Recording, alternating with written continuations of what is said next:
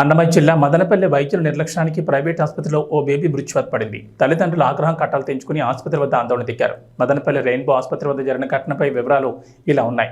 కర్ణాటక రాష్ట్రం చెల్లూరుకు చెందిన దంపతులు శంకర లలితలు తన 3 నెలల పురిటి బిడ్డను తీసుకుని ఆసుపత్రికి వచ్చారు. డాక్టర్లు లేకపోయినప్పటికీ ఆసుపత్రిలో రక్త పరీక్షలు, వివిధ రకాల టెస్టుల పేరుతో కాలయాపన చేశారు. ఆ సమయంలో డాక్టర్ లేకపోవడం, డాక్టర్ ఆలస్యంగా వచ్చిన బేబీకి డాక్టర్ వైద్యం అందించకపోవడంతో హాస్పిటల్లోని డాక్టర్ల నిర్లక్ష్యానికి పసికందు కన్నుమూసింది. దీంతో మృతుని తల్లిదండ్రులకు ఆగ్రహం కట్టాలు తెంచుకుంది. తమ బిడ్డ మరణానికి వైద్యులే కారణమని ఆసుపత్రి వద్ద బైఠాయించి తమ బిడ్డను అన్యాయంగా పొట్టన పెట్టుకున్నారని నిరసనకు దిగి ఆందోళన చేపట్టడంతో వివాదం నెలకొంది.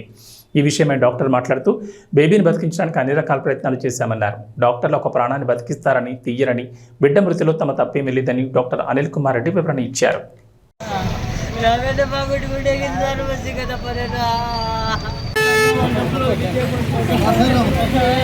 ఏమైంది?